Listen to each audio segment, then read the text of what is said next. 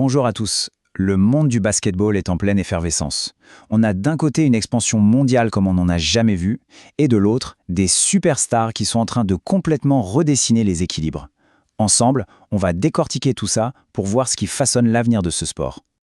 Tout est dit dans cette phrase d'Adam Silver, le grand patron de la NBA. Le basket, ce n'est plus seulement une affaire américaine, non. C'est devenu un phénomène planétaire, en pleine explosion.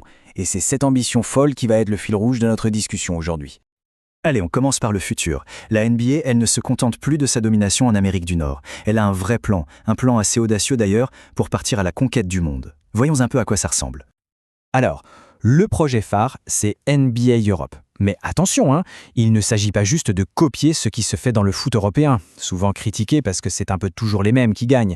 L'idée, c'est d'importer le système américain, salary cap, draft, et surtout cette mentalité où, au début de chaque saison, chaque équipe peut se mettre à rêver du titre. C'est une petite révolution en fait. Et ça, ce n'est pas juste une idée en l'air. Le calendrier est déjà là, bien précis. On vise un lancement pour 2028. Et cette date, elle n'est pas choisie au hasard, pas du tout. Elle tombe pile pour les Jeux Olympiques de Los Angeles. Quelle meilleure vitrine mondiale pour lancer un projet comme celui-ci ? Et regardez un peu les villes qui sont dans le viseur. Paris, Londres, Madrid, Berlin. On ne parle pas de petits marchés là. La NBA vise directement le cœur des plus grandes capitales économiques et culturelles d'Europe. L'ambition, elle est limpide. S'implanter là où ça compte, là où l'impact sera le plus fort. Et cette expansion, elle dépasse largement les terrains de basket. Le phénomène Victor Wembanyama en est la majeure preuve. Son surnom, l'Alien, ça devient le point de départ d'une série animée. Ça montre bien que les stars d'aujourd'hui sont bien plus que des athlètes. Ce sont de véritables marques de divertissement à l'échelle mondiale. Tout ça, ça soulève une question essentielle finalement. Qui sont les visages de ce jeu qui devient global ?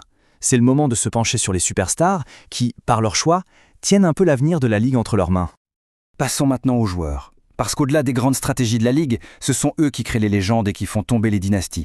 Et en ce moment, plusieurs d'entre eux sont sur le point de prendre des décisions qui pourraient absolument tout changer.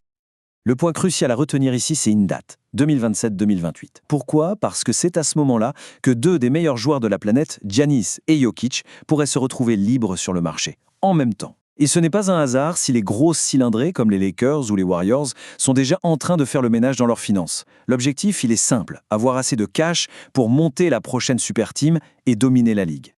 Et puis il y a cette quête d'éternité. Pour un joueur comme Kevin Durant, elle pourrait se résumer à ce chiffre, 5. 5 médailles d'or olympiques, c'est ce qu'il vise. Ce serait juste historique. La seule condition, comme il le dit lui-même avec un peu d'humour, être toujours moi-même. Autrement dit, rester l'un des tout meilleurs au monde. Cette citation de Pau Gasol sur Giannis, elle est vraiment révélatrice de la mentalité des joueurs internationaux. Giannis a dit qu'une médaille de bronze avec la Grèce était sa plus grande réussite. Pensez-y une seconde, plus grande qu'un titre de champion NBA ou qu'un trophée de MVP. Ça montre que pour beaucoup de ces joueurs, la fierté de représenter son pays, ça passe avant tout le reste. Mais cette fierté d'être européen, ça vient avec une pression énorme. Luka Doncic le raconte très bien ici, avec ce conseil presque prophétique de Kobe Bryant. Ils vont te chercher. Ça veut dire quoi ? Ça veut dire que chaque performance est scrutée, que la critique est plus facile et qu'il faut constamment prouver qu'on a sa place au sommet. C'est une réalité que beaucoup de stars européennes connaissent par cœur. Bon, après avoir parlé des ambitions et des perspectives, revenons au concret, au dur, le jeu sur les parquets européens. Un jeu qui est hyper intense, passionné, mais qui a aussi un coût physique très très élevé. Pour se rendre compte de cette intensité, prenons un exemple tout frais. Ce match de pré-saison entre deux géants, le Panathinaikos et le Partizan. On voit que le Panathinaikos a gagné, mais au-delà du score, ce qu'il faut comprendre, c'est que ces matchs-là, ce sont de vraies batailles où chaque ballon est disputé à mort. Et forcément, le revers de la médaille de cette intensité, ce sont les blessures. Regardez juste cette liste. On parle de joueurs clés des plus grandes équipes du continent, qui sont déjà sur le carreau. C'est un rappel assez brutal de la dureté physique du basket européen. Et pour vraiment comprendre ce que le mot blessure veut dire, il n'y a rien de mieux que les mots d'un joueur. Écoutez un peu ce souvenir, qui fait froid dans le dos, de Shane Larkin, le moment précis où sa carrière en NBA a basculé. Ça nous rappelle les risques du métier.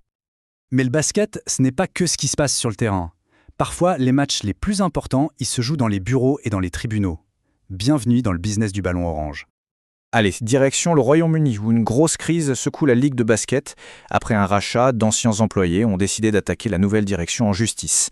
C'est une affaire qui nous plonge dans les coulisses, parfois assez brutales, du sport pro. En fait, tout est allé très très vite. En à peine un mois, la licence de l'ancienne ligue est retirée, une nouvelle société est créée pour la remplacer, et dans la foulée, hop, 27 salariés sont mis à la porte. C'est cette rapidité et ce licenciement de masse qui sont au cœur du problème. Concrètement, de quoi ils se plaignent? Eh bien, le point central, c'est une loi qui est censée protéger les employés quand leur entreprise est rachetée. Pour eux, c'est simple, ils auraient dû automatiquement garder leur poste avec le nouveau propriétaire. Ils réclament donc des salaires impayés, bien sûr, mais aussi des réparations pour ce qu'ils estiment être un licenciement totalement abusif. Alors, résumons. On a une ligue qui rêve de conquérir le monde, des joueurs qui ont un pouvoir immense entre les mains et des conflits en coulisses qui nous rappellent que tout ça, c'est aussi un business. Tous ces éléments poussent le sport dans des directions nouvelles. Ce qui nous laisse avec une dernière interrogation. Avec toutes ces forces en jeu, quelle sera la prochaine grande révolution du basketball? L'histoire est clairement en train de s'écrire sous nos yeux.